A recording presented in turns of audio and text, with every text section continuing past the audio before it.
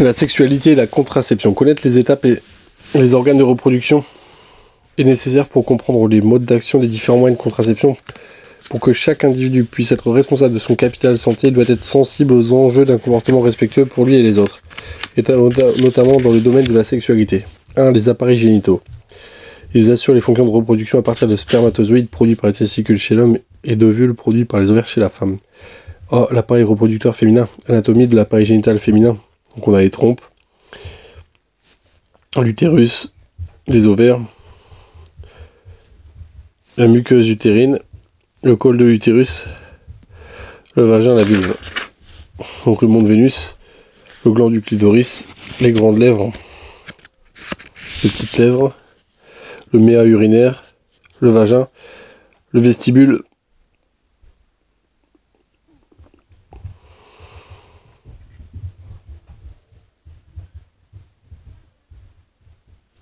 le périnée et l'anus, le gland clitoridien, le méa urinaire, l'orifice vaginal, le bulbe du vestibule, le corps caverneux,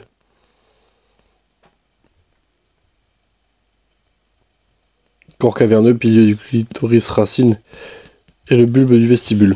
Vagin, cavité qui va de la vulve au col de l'utérus, organe de la copulation, du recueil de sperme, sécrétion de substances acides qui luttent contre le développement microbien. Ovaire, double fonction, libération de l'ovule, gamète femelle, fonction exocrine, sécrétion d'hormones, fonction endocrine, œstrogène et progestérone. Trompe utérine ou trompe de Fallope, recueil et cheminement de l'ovule libéré par l'ovaire jusqu'à l'utérus grâce à des cils vibratiles. C'est aussi là que se produit la fécondation. Utérus, sécrétion par le col de la glaire cervicale, lieu du développement de l'embryon et du fœtus en cas de grossesse.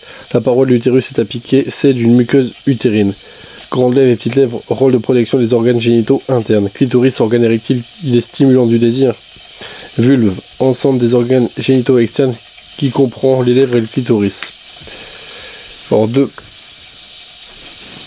Les transformations liées à la puberté chez la fille. La puberté est la période durant laquelle le corps se transforme. Caractère sexuel primaire présent à la naissance. Les caractères sexuels présents à la naissance primaire sont modifiés par l'action d'hormones. Les ovaires et l'utérus acquièrent leur taille adulte et sont fonctionnels. On constate l'apparition des premières menstruations, règles. Une hausse du taux d'œstrogène et de progestérone, hormones issues des ovaires, fait aussi évoluer le caractère sexuel secondaire comme la pilosité, les voies et la silhouette. 3. Le cycle menstruel compte environ 28 jours. Il débute à la puberté et comprend 2 phases, la phase folliculaire et la phase lutéale. Tout au long de ce cycle, l'ovaire et l'utérus évoluent. Cycle menstruel, donc phase folliculaire, phase lutéale, l'ovulation, au milieu à 14 jours, qui est 14. Développement des follicules, phase folliculaire et phase lutéale, donc corps jaune et dégénérescence. L'ovulation, l'œuf.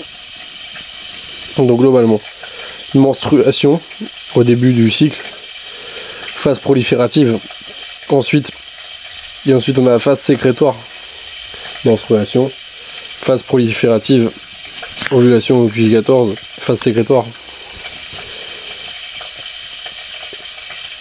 Les œstrogènes ils sont hauts jusqu'à l'ovulation, puis après ils baissent, donc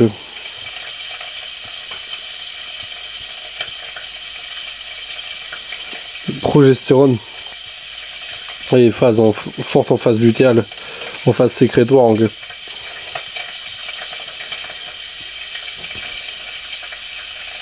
Le pic de FSH, de LH et d'œstrogène, donc au moment de l'ovulation globalement. Après le reste tout descend globalement. La progestérone c'est pendant la phase lutéale. Enfin ça c'est globalement c'est le schéma, c'est moi qui le dis. Alors, dans l'ovaire, durant les 13 premiers jours environ, les follicules contenant des futurs ovules grossissent. Vers le 14e jour, un follicule mûr libère un ovule dans une trompe. C'est la phase folliculaire. L'ovule est une gamète femelle. La gamète est une cellule reproductrice qui sert à la fécondation. Le corps jaune reste du follicule se maintient dans les ovaires jusqu'au 28e jour. C'est la phase lutéale. 4. Le contrôle hormonal du cycle menstruel. Dans l'utérus, durant les 5 à 7 premiers jours, une partie de la muqueuse utérine se désagrège et saigne.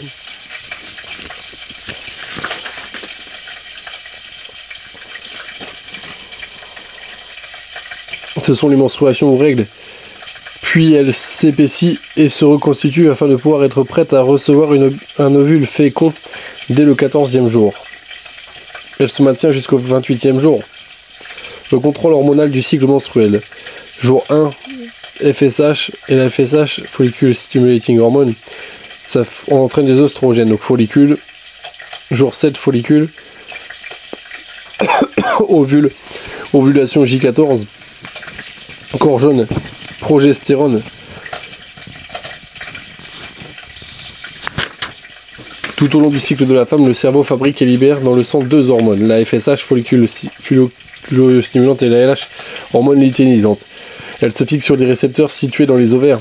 Le rôle de l'hormone FSH est crucial en début de cycle. Elle stimule au niveau des ovaires le développement des follicules qui produisent alors des œstrogènes. Vers le 12e jour du cycle, le cerveau, qui détecte une forte concentration d'œstrogènes dans le sang, libère en grande quantité l'hormone LH. Cette hormone est à l'origine de l'ovulation vers le 14e jour. Après l'ovulation, le corps jaune, le reste du follicule, libère la progestérone qui agit sur la muqueuse utérine. Celle-ci s'épaissit pour préparer une éventuelle nidation. En l'absence de fécondation, le corps jaune se décompose, entraînant une baisse des progestérones et d'œstrogènes qui provoquera l'apparition des règles. B. L'appareil reproducteur masculin. Alors, l'appareil reproducteur masculin. 1. Anatomie de l'appareil génital masculin. Donc, on a la prostate, la vessie, le canal déférent,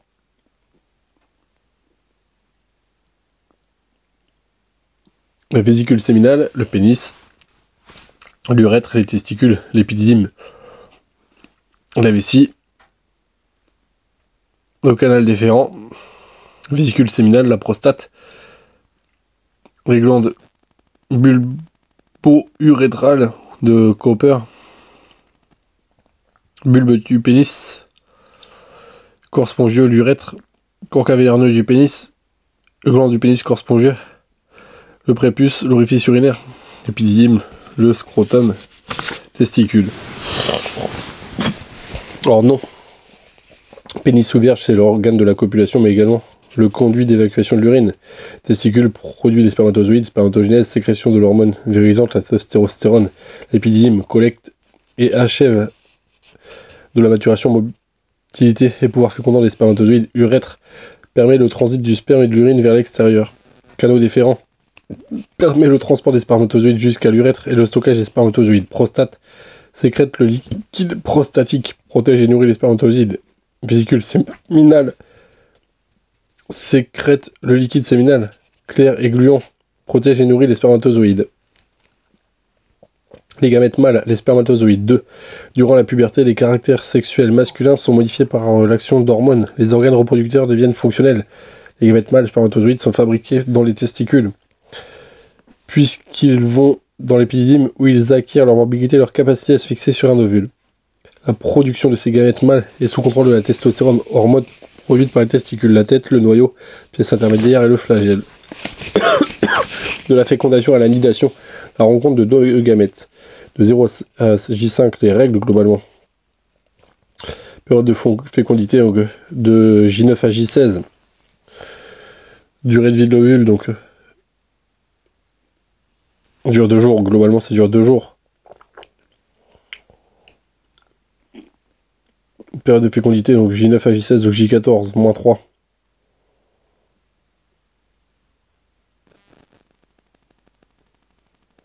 « 5 jours, il dirait. L'ovulation, J28, les règles. Période de fécondité. Donc, pénis en érection, trajet des spermatozoïdes, qui ont une durée de vie de 4 à 6 jours.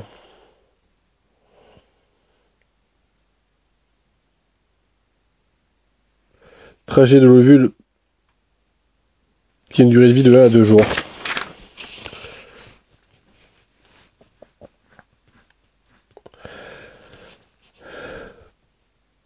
L'ovule, donc, il va descendre dans les trompes. Ils vont se rencontrer, donc, cellule œuf embryon au stade 4 cellules, embryon au stade 8 cellules, etc. Muqueuse utérine, la nidation. Lors de rapports sexuels non protégés, une femme peut tomber enceinte. La rencontre de deux gamètes, de l'éjaculation jusqu'à la nidation, comporte plusieurs étapes. L'éjaculation 1 dépose dans le vagin 200 à 350 millions de spermatozoïdes. Les spermatozoïdes 2 tentent de traverser la glaire cervicale au niveau du col de l'utérus. Cette glaire est une sorte de filet qui piège un certain nombre de spermatozoïdes. Seulement 1% des spermatozoïdes franchissent le col de l'utérus. 2 heures après le rapport, environ une centaine de spermatozoïdes remontent jusque dans la trompe utérine, dite aussi trompe de Fallope. Lors de l'ovulation, l'ovaire a fabriqué un ovule qui a une durée de vie de 2 jours. Un seul spermatozoïde, qui a une durée de vie de 4 à 6 jours, pénètre l'ovule. C'est la fécondation. Il fusionne avec l'ovule et devient une cellule œuf. L'union de ces gamètes est appelée la fécondation. Après la fécondation, la cellule œuf migre jusqu'à la paroi de l'utérus. C'est la migration. La cellule œuf se divise en plusieurs cellules et devient un embryon. L'embryon s'implante dans la muqueuse utérine, c'est la nidation. Elle a lieu entre le 7e et le 9e jour après la fécondation. L'embryon poursuit son développement pour devenir un fœtus à partir du 3e mois de grossesse. La prévention d'une grossesse non désirée.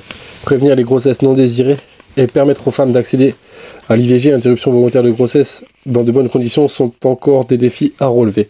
Ces dernières années, les méthodes de contraception se sont beaucoup diversifiées. Aujourd'hui, en France, chaque femme peut adapter sa contraception et son mode de vie à ses convictions personnelles. Le choix de la contraception doit également être discuté au sein des couples. Plus la méthode utilisée est adaptée à la femme et ou au couple, plus la contraception sera efficace. La contraception. La contraception, c'est l'ensemble des méthodes permettant une infécondité volontaire, temporaire et réversible. Depuis le 1er janvier 2022, certaines contraceptions sont intégralement remboursées pour les femmes de moins de 26 ans, alors qu'elles ne l'étaient auparavant que pour les mineurs. Contraception et autorisation parentale. Les mineurs n'ont pas besoin d'obtenir une autorisation parentale pour se procurer une contraception. Le planning familial peut notamment délivrer des contraceptifs anonymement et gratuitement aux jeunes de moins de 18 ans. Cette mesure, mise en place afin de faciliter l'accès des jeunes femmes à la contraception et d'éviter les grossesses non désirées, est prévue par la loi de financement de la sécurité sociale pour 2022. En effet, pour des raisons financières, certaines jeunes femmes n'avaient pas accès à une contraception régulière. Pour les jeunes femmes de moins de 26 ans, l'assurance maladie prend désormais à 100% en charge le coût de certains types de contraception ainsi que les examens qui y sont liés. Une consultation par an avec un médecin ou bien une sage-femme, etc. Elles n'auront pas à avancer les frais. Pour cela, il faut détenir une prescription médicale, ordonnance, qui s'obtient en prenant rendez-vous pour une consultation chez le médecin, chez une sage-femme ou chez un centre de planification. Les types de contraception qui sont concernés par cette prise en charge sont la pilule hormonale de première et deuxième génération, les implants contraceptifs hormonaux, les stérilés DIU, le diaphragme, la contraception d'urgence hormonale. Les types de contraception pas concernés par la gratuité, pilule 3e, 4e génération, les préservatifs masculins, les préservatifs féminins, les capes cervicales, les crèmes spermicides, les patchs, les anneaux vaginaux. Au-delà de 25 ans, les contraceptifs de type pilule, implants et DIU délivrés sur ordonnance ne sont remboursés qu'à hauteur de 65% par l'assurance maladie. Méthode préservatif masculin, contraception masculine. Efficacité 98%, seule moyenne contraception qui protège du VIH et la plupart des autres IST. Efficacité tributaire du parfait respect des règles d'utilisation, risque de rupture. Préservatif féminin, donc contraception féminine, efficacité 95%. Efficacité tributaire du parfait respect des règles d'utilisation, risque de rupture. Donc diaphragme et cape cervicale, contraception féminine. 84%, c'est réutilisable. Examen gynécologique préalable pour en déterminer la taille adéquate. Efficacité contre les IST, inefficacité contre les IST, DIU, stérilé, contraception féminine, 99,5%. Efficacité excellente, longue durée d'action, augmentation de la durée et de l'abondance des règles avec un DIU au cuivre. Inefficacité contre les IST. Spermicide, contraception féminine. 80-93%. Réduit la transmission des IST d'origine bactérienne. Inefficacité contre les IST, encore.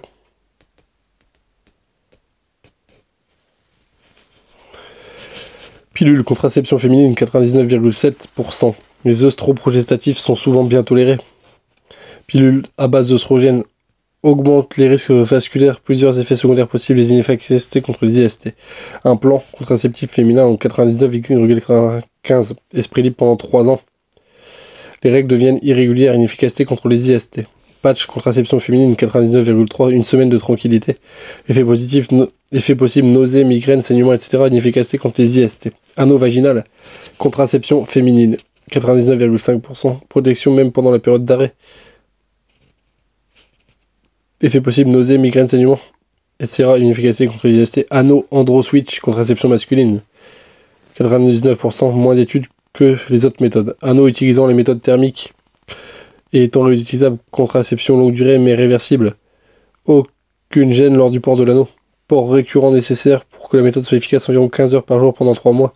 Inefficacité contre les IST. Vasectomie, contraception masculine définitive 99,99%. Grande efficacité et durée définitive. 4 mois de réflexion sont requis par la loi.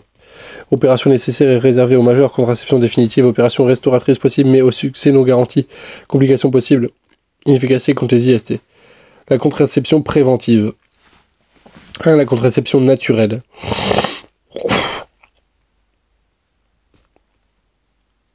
Il s'agit principalement des méthodes d'abstinence périodique. Elles sont peu fiables et contraignantes. La méthode Ogino est basée sur le calcul probable de la date d'ovulation. La méthode des températures basée sur le décalage thermique qui survient à l'ovulation. 2. Les contraceptions mécaniques ou méthodes barrières.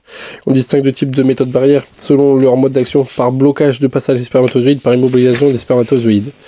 Les méthodes barrières sont le préservatif masculin. C'est une enveloppe protectrice souple recouvrant le pénis. Le préservatif féminin, c'est une gaine assortie d'un anneau à chaque extrémité. Il s'insère dans le vagin avec un rapport sexuel. Avant un rapport sexuel, donc. Les préservatifs empêchent la rencontre entre spermatozoïdes et ovules. C'est le seul moyen de se protéger des IST.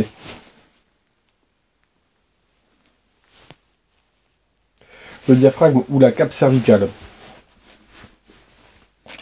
Dôme ou cupule en latex ou en silicone entouré d'un anneau rigide.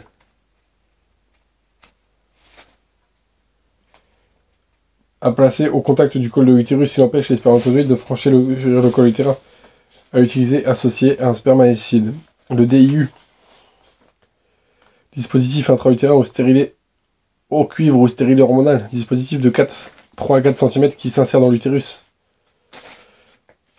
La pose est effectuée par un gynécologue. Ils induisent une réaction inflammatoire de l'endomètre, muqueuse utérine, empêchant l'implantation de l'œuf fécondé. La nidation. Le DIU hormonal modifie la structure de la glaire cervicale et empêche le passage des spermatozoïdes au niveau du col de l'utérus. Le DIU en cuivre détruit les spermatozoïdes en ayant une action toxique sur les gamètes, empêchant ainsi un stade plus précoce la fécondation. La contraception chimique locale. Il s'agit d'une méthode qui agit en immobilisant les spermatozoïdes des spermicides, crème, gel, ovule et éponge vaginale. Les spermicides détruisent les spermatozoïdes par déséquilibre osmotique. Les éponges vaginales ont un mécanisme d'action triple. Elles ont une fonction d'occlusion de l'orifice cervical, de libération de spermicides et d'absorption du sperme. 4. La contraception hormonale. Il s'agit de méthodes qui agissent en bloquant l'ovulation et ou en modifiant la structure de la glaire cervicale, ce qui bloque les spermatozoïdes, et ou en réduisant l'épaisseur de la muqueuse utérine, ce qui empêche la nidation. Les contraceptifs hormonaux sont le timbre contraceptif patch diffusant œstrogène et progestérone. Il se colle n'importe où sur le haut du corps, à l'exception de la poitrine. Il doit être changé le même jour chaque semaine, 3 semaines sur 4. L'anneau vaginal. Petit anneau souple qui diffuse des hormones pendant 3 semaines. Ensuite, il y a une semaine de repos pendant laquelle surviennent les règles.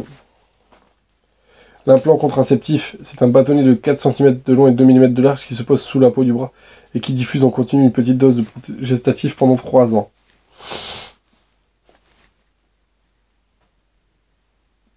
Dans l'hypoderme, la pilule, un comprimé à prendre quotidiennement et à heures régulières pendant 21 ou 28 jours selon le type de pilule. Plus la pilule progestative et la pilule œstroprogestative. Les pilules progestatives empêchent toute ovulation lorsqu'elle est donnée à dose élevée. Son mécanisme d'action est triple. Elle bloque l'ovulation, elle modifie le mucus cervical et devient peu perméable aux spermatozoïdes. Elle a une action anti-nidatoire. Attention, les progestatifs sont parfois cause d'acné, de saignements plus abondants, de nausées, de céphalées ou de prise de poids. Les pilules œstroprogestatives, méthode la plus répandue en France et la plus efficace, cette association bloque l'ovulation par rétrocontrôle négatif sur la production par l'hypophyse des gonadotropines FSH et LH. Attention, les œstroprogestatifs sont sous toutes les formes, ont de nombreuses contre-indications en raison des risques d'accidents vasculaires liés aux œstrogènes. Leur usage est déconseillé dans certains cas: tabagisme, diabète, obésité, affection cardiovasculaire, hypertension, antécédents de phlébite, hypercholestérolémie. C'est la contraception d'urgence. La contraception d'urgence ne remplace pas une contraception régulière, mais elle constitue une méthode de rattrapage à utiliser après un rapport non ou mal protégé, en cas de faillite d'un autre moyen de contraception, en cas d'oubli d'une contraception hormonale régulière, voire en cas de viol. Cette contraception de rattrapage est appelée pilule du lendemain ou pilule du surlendemain. Le mécanisme d'action est double: inhibition ou retardement de l'ovulation, ce qui permet d'empêcher la rencontre de l'ovule avec un spermatozoïde. Modification de la muqueuse utérine qui devient impropre à la nidation. Elle se présente sous la forme d'un comprimé à prendre le plus tôt possible. Son efficacité maximale si le comprimé est intégré très rapidement après un rapport non protégé. Cependant, cette efficacité n'est pas garantie et diminue d'environ 60% entre le premier et le 3e, 5e jour.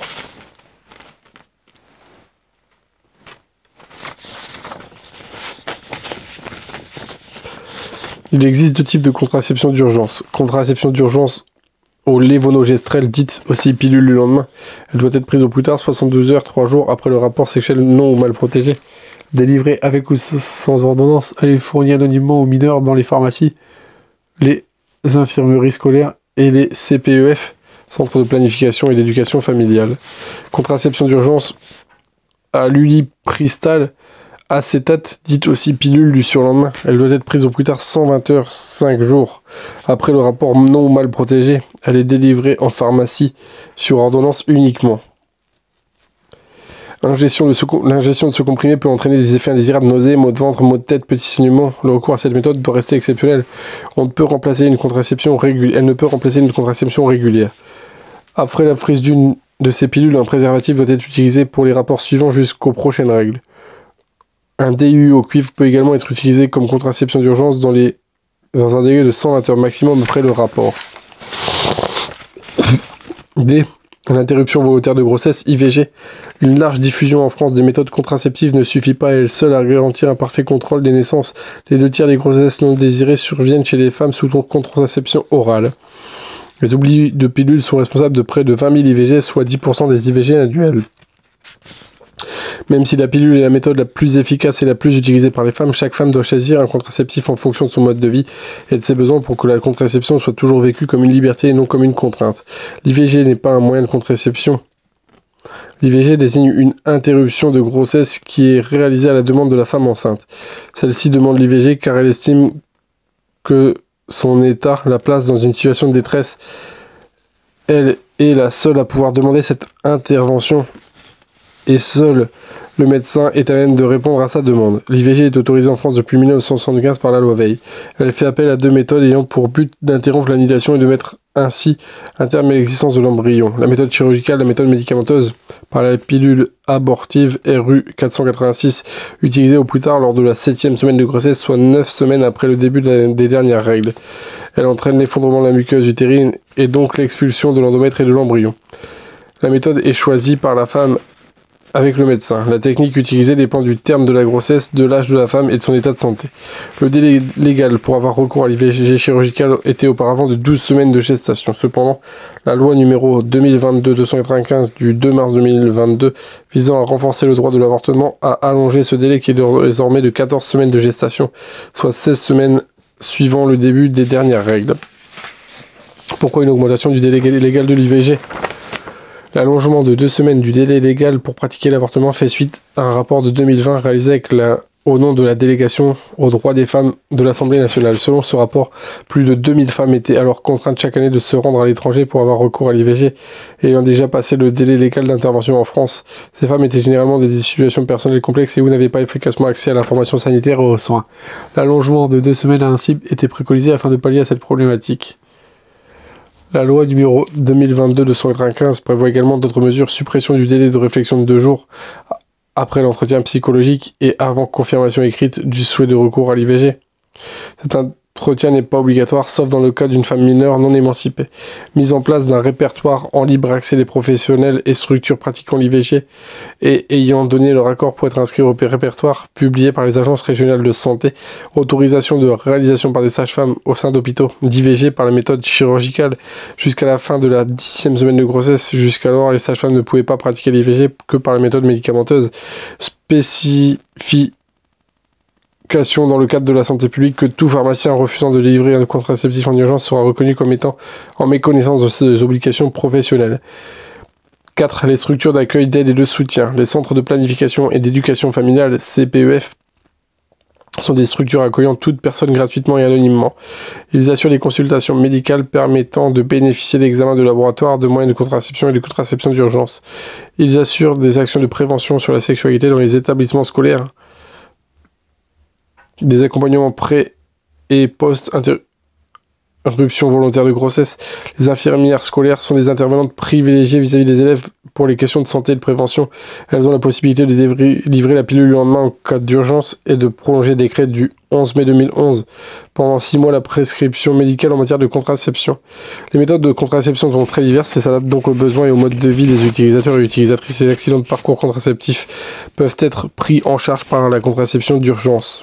Stérilet, spermicide, l'implant, préservatif féminin, pilule, patch, cale cervicale, préservatif masculin, l'anneau vaginal, le diaphragme, les méthodes naturelles, la stérilisation à visée contraceptive, les progestatifs injectables, contraception d'urgence. De nombreux acteurs de santé, médecins, infirmières scolaires, ont des rôles de prescripteurs, mais aussi d'information et d'éducateurs en direction des utilisateurs potentiels qui constituent un public en perpétuel renouvellement.